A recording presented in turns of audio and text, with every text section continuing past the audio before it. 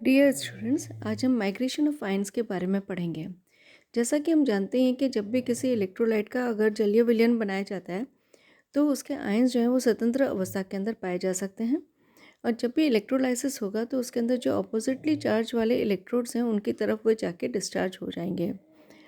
और in other words हम ये कह सकते हैं कि जो आयंस है वो हमेशा अपोजिटली चार्ज वाले जो इलेक्ट्रोड्स हैं वहाँ की ओर ट्रांसपोर्ट होता है उनका।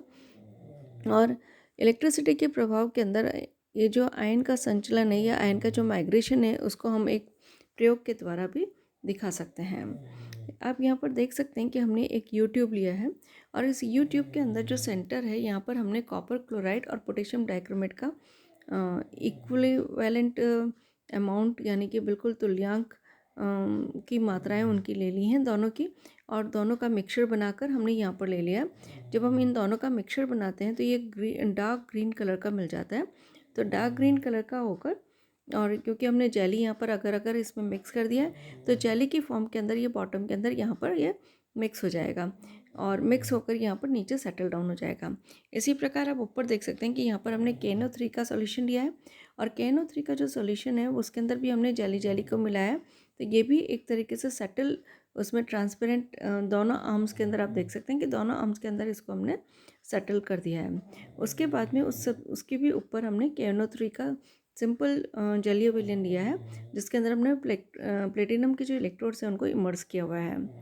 साथ में जब हमने ये कॉपर क्लोराइड और पोटेशियम डाइक्रोमेट की जब इक्विवेलेंट मात्राएं ली और इक्विवेलेंट अमाउंट्स के मिक्सचर के ऊपर जब हमने उसका सॉल्यूशन बना लिया और उसमें जेली मिक्स कर दी, तो ये जो जेली है इसके ऊपर आप देख सकते हैं कि यहाँ पर इस लेयर के ऊपर हमने चारकोल को स्प्रिंकल किया है। चारकोल को स्प्रिंकल करना है, इसका मतलब डार्क ग्रीन कलर जो कलरलेस सॉल्यूशन है उसके बीच में हमको एक बाउंड्री क्लियर कट दिखाई देगी कि यहाँ से dark green colour solution start हो रहा है और ऊपर वाला जो है वो ट्रांसपेरेंट है। अब जैसे ही अगर हम ये प्लेटिनम इलेक्ट्रोड, जैसा कि आप देख सकते हैं कि यहाँ पर हमने 2 इलेक्ट्रोड लिए हैं,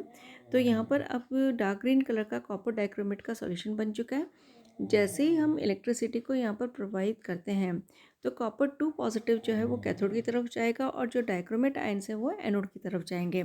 सेकेंड वाले डायग्राम के अंदर आप देख सकते हैं कि जो कॉपर है, कॉपर आयंस के जो ब्लू कलर है वो हम देख सकते हैं कि लेफ्ट हैंड साइड के अंदर दिखाई देगा उसकी बेल्ट, और जो राइट हैंड साइड है वहाँ पर रेड येलो कलर हमको दिखाई देगा जो डाइक्रोमेट जो आयंस है उनके मूवमेंट के कारण दिखाई देगा। इस प्रकार जैसा कि हमने अभी कहा था कि जब भी इलेक्ट्रोलाइसिस होगा तो विद्युत अपघट्य जिन आयनों के अंदर विभाजित होगा वो आयंस जो है अपने अपोजिटली चार्ज वाले इलेक्ट्रोड्स की तरफ माइग्रेट होंगे और फाइनली वहाँ पर जाके डिस्चार्ज होंगे या डिपॉजिट होंगे। तो हम देख सकते हैं कि जो कॉपर है वो कैथोड की तरफ जा रहा है लेफ्ट साइड के अंदर, नेगेटिव इलेक्ट्रोड की तरफ जा रहा है, और इसी प्रकार जो डाइक्रोमेट के जो आयंस है वो पॉजिटिव इलेक्ट्रोड यानी कि एनोड की तरफ जा रहे हैं। तो कॉपर 2 पॉजिटिव जो है उसका ब्लू कलर होता है, तो हम क्लियरली देख सकते हैं कि यहाँ पर ये ब्लू कलर की बेल्ट ऊपर बन जाती है और जो राइट हैंड साइड है उसके अंदर रेड येलो कलर की बेल्ट बन जाती है। ये जो ब्लू कलर है ये कॉपर 2 आयन की जो कंसनट्रेशन है उसको रिप्रेजेंट करता है, और इसी प्रकार जो रेड ब्लू कलर की जो इंटेंसिटी है वो डिपेंड करती है कि पोटेशियम जो हमने डाइक्रोमेट आयंस यहाँ पर लिए हैं जो डाइक्रोमेट आयंस की कितनी कंसनट्रेशन है। और इन अदर वर्ड्स हम एक चीज़ और यहाँ पर ऑब्जर्व कर सकते हैं कि जैसे जैसे हम इलेक्ट्रिसिटी को प्रवाहित करते हैं या हम विद्युत धारा का प्रवाह करते हैं तो ब्लू लाइन, क्योंकि ब्लू लाइन एक बेल्ट की फॉर्म में ऊपर बढ़ेगी, और इसी प्रकार जो रेड है, रेड येलो है, वो भी राइट हैंड साइड वाली साइड में जो इलेक्ट्रोड्स है उसकी तरफ वो बेल्ट आगे मूव करेगी। लेकिन इन दोनों बेल्ट्स की जो रिलेटिव मूवमेंट है वो डिपेंड करेगी कि कॉपर आयन की कितनी वेलोसिटी के साथ ये मूव कर रहे हैं और डाइक्रोमेट आयंस जो हैं ये कितनी वेलोसिटी के साथ मूव कर रहे हैं। और इन अदर वर्ड्स इस एक्सपेरिमेंट के द्वारा हम ये तो देख ही सकते हैं कि आयंस माइग्रेट कर रहे हैं, क्योंकि ब्लू बेल्ट का ऊपर मूव करना कॉपर आयंस की मूवमेंट को दर्शाता है। इसी प्रकार रेड येलो बेल्ट की मूव करना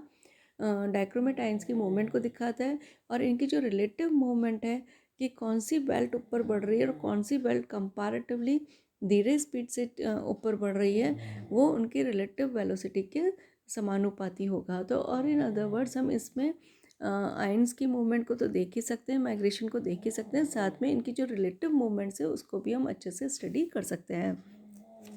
अगर हम कंपैरिजन करते हैं तो जो हाइड्रोजन आयंस है वो उनकी वेलोसिटी बहुत अधिक होती है, उनकी 33.3 इंटू 10⁻⁻6 मीटर पर सेकेंड होती है। इसी प्रकार जो सोडियम और पोटेशियम आयन्स है उनकी 18 डिग्री सेल्सियस के ऊपर 6 to 7 इंटू 10⁻⁻6 मीटर पर सेकेंड होती है। तो इसके अकॉर्डिंगली, इनकी मूवमेंट के अकॉर्डिंगली हम रिलेटिव स्टडी भी यहाँ पर बहुत अच्छे से कर सकते हैं। फेराडे के जैसा कि हमने नियम पढ़े थे इलेक्ट्रोलाइसिस के फर्स्ट लॉ और सेकेंड लॉ के अंदर हमने देखा था कि उनकी जो तुल्यांकीय मात्राएं होती हैं पदार्थ की, वो ही इलेक्ट्रोड के ऊपर जाके डिस्चार्ज होती है। तो यहाँ पर भी हम यही कहेंगे कि इनकी तुल्यांकीय मात्राएं जो हैं वही डिस्चार्ज होंगी, और दोनों ही जो इलेक्ट्रोड हैं उनके अंदर जो विद्युत अपघट्य की जो सांद्रता में कमी है वो अलग अलग हो सकती है। वो डिपेंड करेगी कि उन आयन्स की वेलोसिटी कितनी है। इस प्रकार के जो फैक्ट्स हैं उनको हमने एक्सपेरिमेंटली तो देख ही लिया। हिटॉफ ने इसको 1853 में इलेक्ट्रोलाइसिस को जो इसका बेसिक कंसेप्ट है वो बहुत अच्छे से समझाया था। उन्होंने कहा कि इलेक्ट्रोलाइसिस वाली कोई भी हम एक इलेक्ट्रोलाइटिक सेल ले लेते हैं, और इलेक्ट्रोलाइटिक सेल विद्युत अपघटनी सेल ले लेते हैं, और विद्युत अपघटनी सेल को या इलेक्ट्रोलाइटिक सेल को हमने 3 कंपार्टमेंट के अंदर यहाँ पर बांट दिया है। सबसे पहला वाला जो कंपार्टमेंट है इसको हम एनोड कंपार्टमेंट कहते हैं, बीच वाला जो कंपार्टमेंट है इसको हम सेंट्रल कंपार्टमेंट कहते हैं, और जो लास्ट वाला कंपार्टमेंट है इसको हम कैथोड कंपार्टमेंट कहते हैं। एनोड कंपार्टमेंट जैसा कि आप जानते ही हैं, इधर की साइड पॉजिटिवली चार्ज होगा इलेक्ट्रोड लगा हुआ, और जो राइट हैंड साइड के अंदर है वहाँ पर कैथोड कंपार्टमेंट है, तो यहाँ नेगेटिवली चार्ज इलेक्ट्रोड लगा हुआ होगा। एनोड की तरफ एनाइंस मूव करेंगे, कैथोड की तरफ कैटायंस मूव करेंगे। यहाँ पर हम देख सकते हैं कि जो सेंट्रल कंपार्टमेंट है उसके अंदर जो नंबर ऑफ पॉजिटिव आयन और नंबर ऑफ नेगेटिव आयन जो है बिल्कुल बराबर है, और सारी के सारी स्टेजेस के अंदर 4 हमने यहाँ पर स्टेजेस बनाई है। चारों के चारों स्टेजेस के अंदर जितने नंबर ऑफ पॉजिटिव आयन है उतनी नंबर ऑफ नेगेटिव आयन है। और इन अदर वर्ड्स जो बीच वाला कंपार्टमेंट है यहाँ पर इलेक्ट्रोलाइट की जो कंसनट्रेशन है वो बिल्कुल स्थिर रहती है। और ऋणायन, इसका तात्पर्य हम ऋणायन और धनायन की संख्या से कर सकते हैं। वो हम देख सकते हैं कि यहाँ पर हमने 5 लिए हैं। जो लेफ्ट हैंड साइड है उसके अंदर आप देख सकते हैं कि यहाँ पर हमने 4 पॉजिटिव और 4 नेगेटिव यानी कि 4 अणु लिए हैं। और इसी प्रकार हमने जो बिल्कुल राइट हैंड साइड है कैथोड कंपार्टमेंट, यहाँ पर भी हमने 4 पॉजिटिव और 4 नेगेटिव यानी कि 4 मॉलिक्यूल्स यहाँ पर हमने लिए हैं। हम केस 1 स्टडी करते हैं। केस 1 स्टडी के अंदर हम ये मान के चलते हैं कि दोनों प्रकार के जो आयन्स हैं, मतलब कैटायन और एनायन, इन दोनों में से केवल जो एनायन्स हैं वो ही मूव कर रहे हैं, और कैटायंस जो है वो स्थिर रहते हैं। तो पहली स्थिति के अंदर आप देख सकते हैं कि 4 जो है यहाँ पर, ये तो 4 तो पहले भी थे, ये एज इट इज़ है। अब हमने ये कहा है कि कैटायंस मूव नहीं कर रहे, ऋणायन मूव कर रहे हैं। तो एनायंस, ऋणायन या एनायंस जो यहाँ से मूव करे वो दो यहाँ पर लेफ्ट हैंड साइड वाले कंपार्टमेंट में, मतलब कैथोड जो कंपार्टमेंट था उससे एनोड कंपार्टमेंट के अंदर मूव कर गए। अब हम यहाँ पर देख सकते हैं कि 2 यहाँ पर एनाइन जो है उनकी संख्या बढ़ गई है, न्यूट्रल जो है वो 4 है यहाँ पर, और जो राइट हैंड साइड है उसके अंदर हम देख सकते हैं कि जो न्यूट्रल है वो अब 2 मॉलिक्यूल रह गए, लेकिन जो एनाइंस जो कैटाइंस की संख्या बढ़ी है वो यहाँ पर भी 2 है। और इन अदर वर्ड्स कितने नंबर ऑफ एनाइंस बढ़ते हैं वो उन नंबर ऑफ कैटाइंस के बराबर है, कि इधर जितने कैटाइंस बढ़े हैं उतने ही इधर एनाइंस बढ़े हैं। लेकिन यहाँ पर 4 टोटल मॉलिक्यूल है, यहाँ पर केवल 2 ही मॉलिक्यूल बचे हैं, और ये 2 जो कैटाइन हैं यहाँ पर, ये 2 कैटाइन जो है वो कैथोड पर जाकर डिपॉजिट हो जाएंगे, और इसी प्रकार यहाँ पर 2 जो एनाइन है वो 2 जाकर एनोड के ऊपर डिपॉजिट हो जाएंगे। सेकेंड केस जो हम यहाँ पर देख रहे हैं, सेकेंड केस के अंदर हम ये देख सकते हैं कि जितने एनाइंस मूव करते हैं उतने ही कैटाइन भी मूव कर रहे हैं। जैसे कि आप यहाँ पर देख सकते हैं कि यहाँ पर हमने जो लिया है कि 2 यहाँ पर जो एनाइंस हैं वो मूव करके कैथोड वाली साइड से मूव कर कर एनोड कंपार्टमेंट के अंदर आ चुके हैं, और 2 जो पॉजिटिव आयन्स हैं वो यहाँ से मूव कर कर कैथोड कंपार्टमेंट के अंदर चले गए हैं। इस प्रकार हम देख सकते हैं कि 4 कैटाइंस की कैथोड के अंदर वृद्धि हुई है, और 4 एनाइंस की एनोड के अंदर वृद्धि हुई है। तो यहाँ पर जितनी स्पीड कैटाइन की है उतनी ही स्पीड एनाइन की है, इसलिए इक्वल तो इंक्रीज़ और डिक्रीज़ होता ही है। साथ में जो कंसंट्रेशन बची हुई रह गई है वो एनोड कंपार्टमेंट और कैथोड कंपार्टमेंट के अंदर बिल्कुल बराबर है, यानी कि 2 मॉलिक्यूल्स की है। लास्ट वाले केस के अंदर हम देख सकते हैं कि जब कैटायन और एनायन सेम स्पीड के साथ मूव नहीं करते हैं, जब ये सेम स्पीड के साथ मूव नहीं कर रहे हैं, तो हम देख सकते हैं यहाँ पर कि जो 3 कैटायन्स हैं वो लेफ्ट हैंड साइड से राइट में आ चुके हैं, और जो एनायन है वो यहाँ पर जो मूव किए हैं वो अब देख सकते हैं कि जैसे यहाँ पर हमने ये देखा है कि 2 कैटायन तो है ही हैं यहाँ पर, और 2 जो है वो यहाँ पर मूव कर गए, और जो एनायंस हैं वो एक ही एनायन यहाँ पर मूव किया है।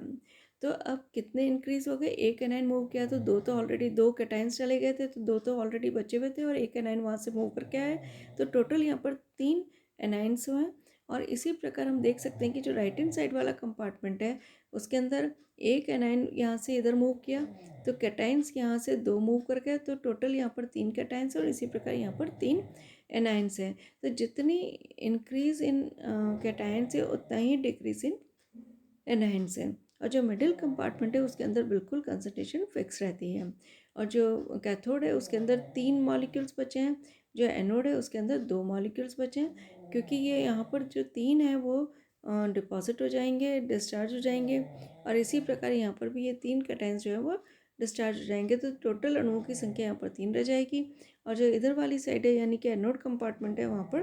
2 मॉलिक्यूल्स की कंसंट्रेशन रह जाएगी। अगर हम इसमें ये जो